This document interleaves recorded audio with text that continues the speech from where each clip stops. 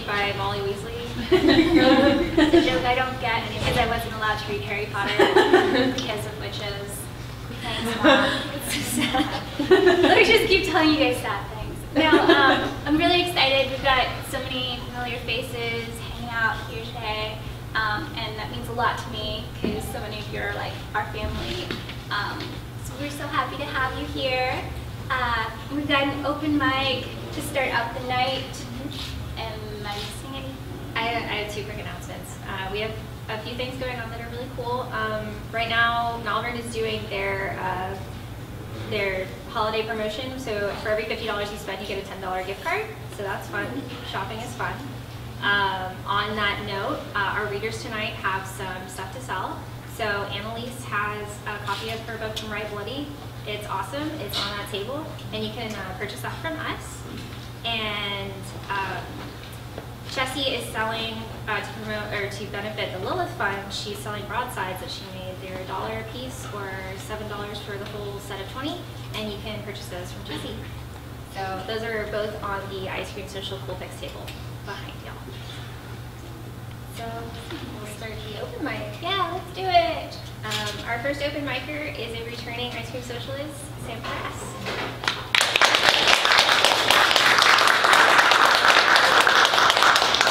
Hi friends, it's good to see you all here. A couple of you I know, a couple of you I want to know. But I have a new poem. I'm not in a workshop this semester, so I thought this would be a cool place to hear it out loud and see if it's working. So this poem is called The Loneliest Man in California. The loneliest man in California, lost in the valley and dying of thirst, saw light on the lip of a canyon and turned his back to it like a fool before God. That night he wept by the shoulder of the crater where people come out of the ground, plucked like onions from the dark earth. He cupped his hands to catch his tears, only to watch them evaporate, leaving a little ghost in his palms. If he'd knelt and put an ear to the ground, he'd have heard the laughter of brothers being born in the black rock. Had he looked behind him, he would have seen the light over the canyon, the city he mistook for the moon, holding out her arms, offering something to eat, a lamp by which to pull thorns from his skin, a mirror in which to examine his frailness. Morning on the horizon promised water and hid it when he drew near. When there was no more food, he bit from his saddle and found it was good. When there was no more saddle, he bit from his horse and found it was good. When there was no more horse, he bit from his arm and found it was good. Blood ran thick in the dust like jam. In a dream, a woman came to him asking for water. She was wearing a blue dress gone pale in the summer sun. Her neck was the trunk of the Joshua tree, and her head was its palm. When she spoke, its leaves fluttered, and a bird came out. She walked with him up a distant mountain capped with white, carrying matches, a tin bowl, and a sluice for jewels. When they reached the timberline, they realized its white crust was not snow, it was salt. They filled their mouths and lay together at the summit where there is no shade. Thank you. Thanks, Aneesa. Up next we have Allyson Whipple.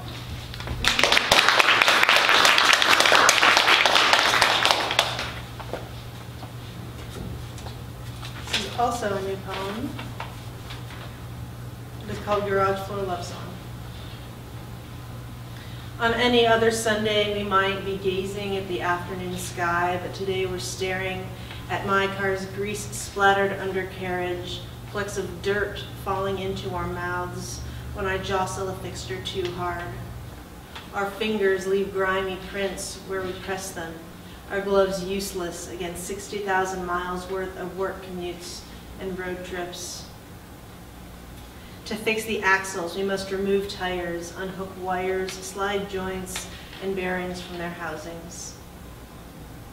Your sweat drips into puddles, mingles with dollops of grease that fall as we pry singed metal rings apart. Grease running all the way up to my shoulders, softer and smoother than I'd imagined, more green than black, more velvet than tar.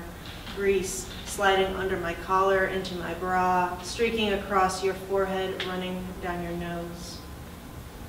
Fixing what we've broken requires dismantling even the parts that work. Then the hard part, rebuilding.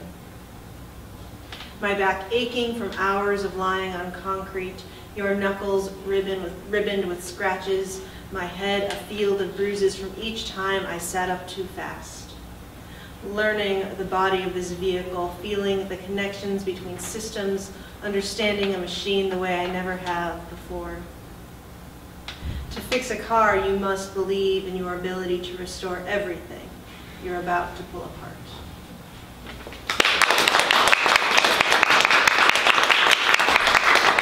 We've got another ice cream social star, Jenny Keto.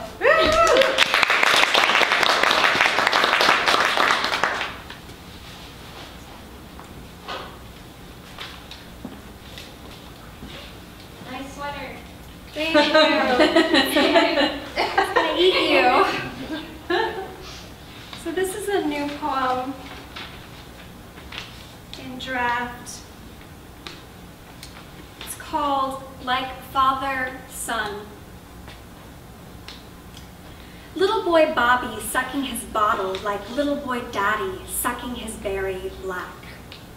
Blackberry in hands instead of little boy Bobby's hands, in daddy boy Bob's hands, both sitting side by side on bench. Dice, dice, slouched and doubled, with snake eyes looking blank, blank, drunk and entranced at it. At what? At no. As if it's an ohm that makes the urges moan, like zero is the last mouth left to have, like nothing is a cherry about to pop, and from it pours all that pops in his mouth on repeat until his lips part and spill some more of the same. Same black kicks, tight black tees, slick slack jeans, same man, same boy, same smack, double vision, as if visions of all the boy needs to want could be dubbed with what the dubs his daddy wants to has to want to have.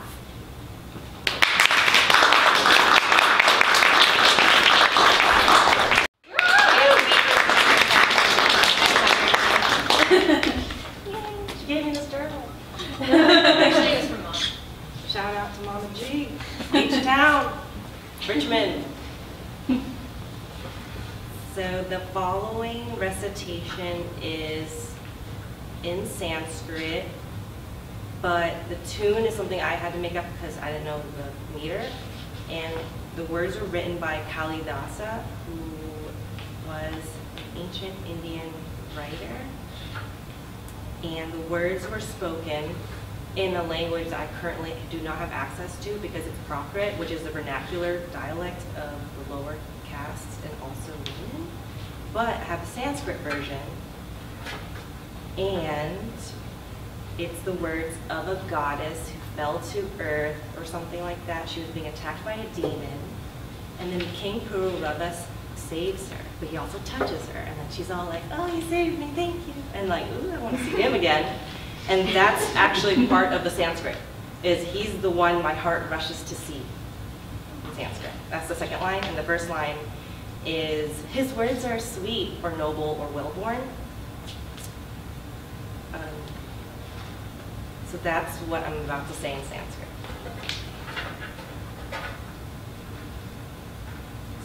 Abhijatam kalvasya vachanam athava chandradamritam di kimatrascharjam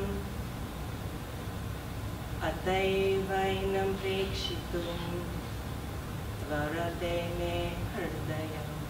Thank you.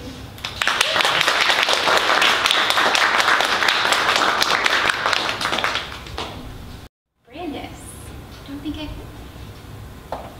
Welcome to the stage.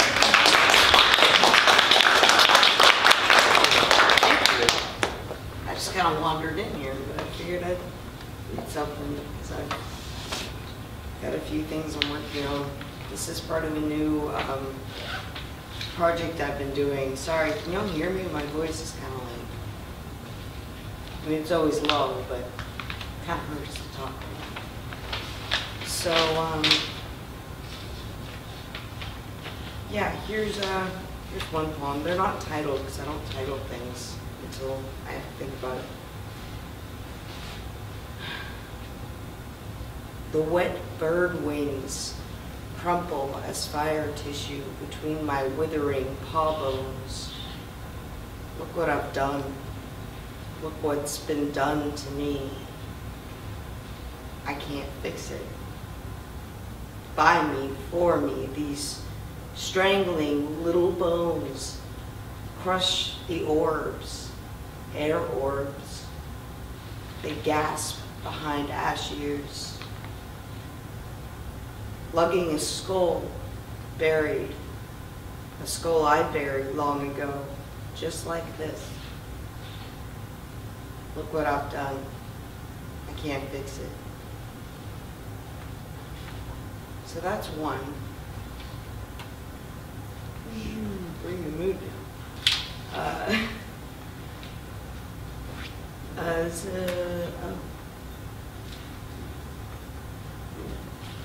No, I'm sorry. I'm so unorganized, you guys. Thank you for your patience.